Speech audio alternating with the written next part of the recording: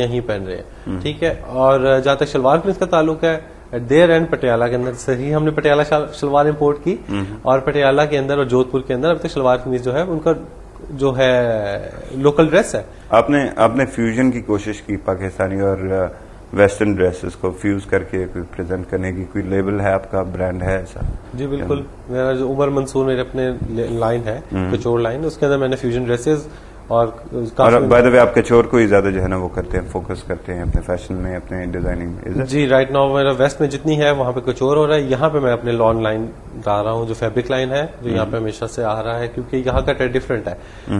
Fashion वहां पे अगर आप मेड टू ऑर्डर पे जाए तो that's a luxury, here is compulsory, आपको टेलर के पास जाना है क्योंकि सो अफोर्डेबल। अच्छा, आपकी इंडस्ट्री पे एक बहुत बड़ा एलिगेशन ये है कि आप लोग जो है जो फैशन शोज में दिखा रहे हैं, जी जी, that is not viable. Usually होता भी ऐसे है, वो बलून्स बने हुए हैं, घड़ियां, क्लॉकवर्क आ रहा है, क्लाउन आ रहा है, बाकी चीजें, ये किसी थीम पार्टी में चलेगा, लेकिन on the street it is not valid.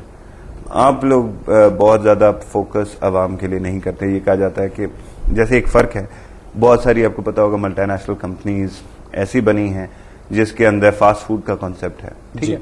They realize there was a time that people don't dine, they come, eat and run, right? बिल्कुल, मतलब nobody has in this modern time any time at all. बिल्कुल। तो इसी तरह से dresses के अंदर भी आपको शायद वो पल्लुओं वाले ड्रेसेस या वो बलून्स और क्लॉकवर्क उठा के फिरने का टाइम नहीं है। You have to wear something which makes you easy, look good, and then make you help you in reaching your goals quickly.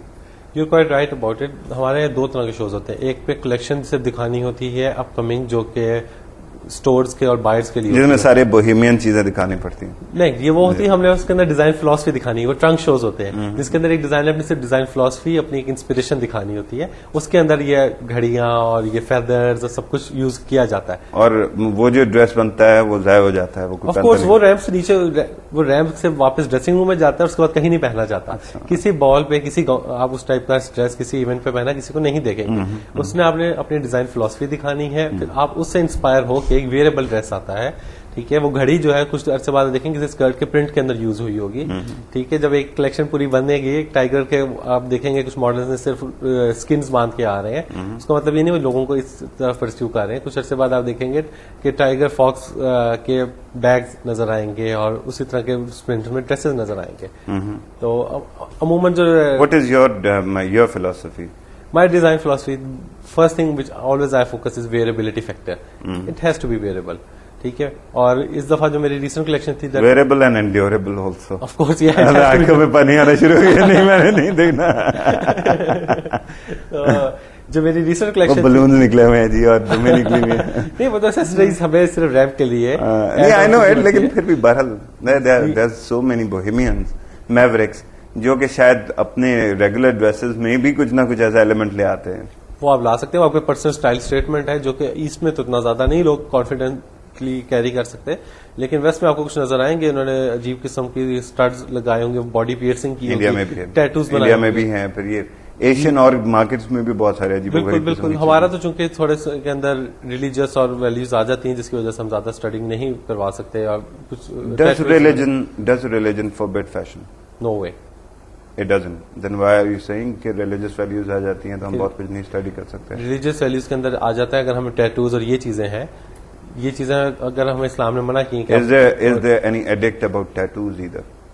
Well, nobody is addict about tattoos. नहीं, edict ई से मतलब कि यह फतवा है कि जो टैटूज या बॉडी पियर्सिंग को मना करे। कुछ कहा जाता है कि मर्दों के लिए ये हराम है और अपनी बॉडी के साथ वो ज्यादा इसके अंदर परमानेंट, सोना हराम होगा, सिल्क हराम होगा, लेकिन there are so many things which are not, you can make do of that. Exactly. लेकिन सिल्क का जहां तक ताल्लुक है, सोना भी है, यहाँ पे इतना ज्यादा आप देखेंगे किसी नेचुरली सिवाय अंगूठियों के कौन पहनेगा। हाँ। और जहां तक सिल्क का सवाल है, तो सिल्क हराम इसलिए क्योंकि वो शाइनी है और वो लगता है विमेन वेयर के साथ, व्हाटएवर इट माइट बी। हाँ जी, लेकिन द पॉइंट इज कि there are only two things which are contraband, there are so many which are not. जी एग्जैक्टली। लेकिन उसके तो कुछ और वैल्यूज आ जाते हैं स्टिल, कि हमने कितना को why is it that when a fashion designer is sitting in front of me, instead of thinking about all that huge spectrum of things which are not banned, we are only questioning those which are banned. When I'm talking about masses, I have to think the way masses are thinking actually.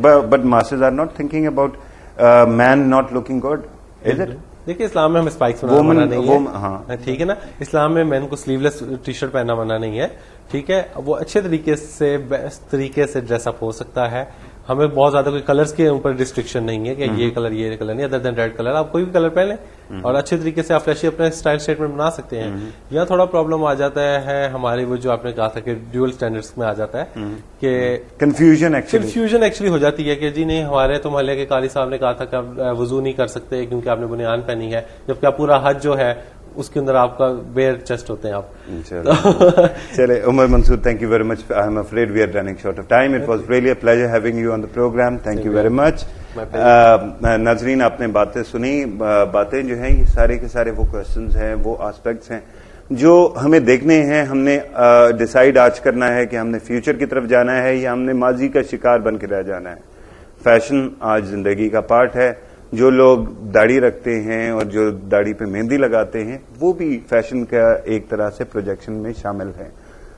आज हमें ये देखना है कि हम confusion से निकलें, मजहब, अपने कल्चर और फैशन तीनों को फ्यूज करके एक ऐसी रियलिटी तख्लीक करें जो हमारे लिए भी खूबसूरत भी हो, हमारे लिए आसान भी रहने के लिए हो और जिसको हम एक्सपोर्ट भी कर सकें और अपनी कल्चरल आइडेंटिटी बना सकें। ये था आज का प्रोग्राम। इंशाल्लाह मुलाकात होगी अगले प्रोग्राम में। इजाजत दीजिए। अल्लाह हाफ़िज़।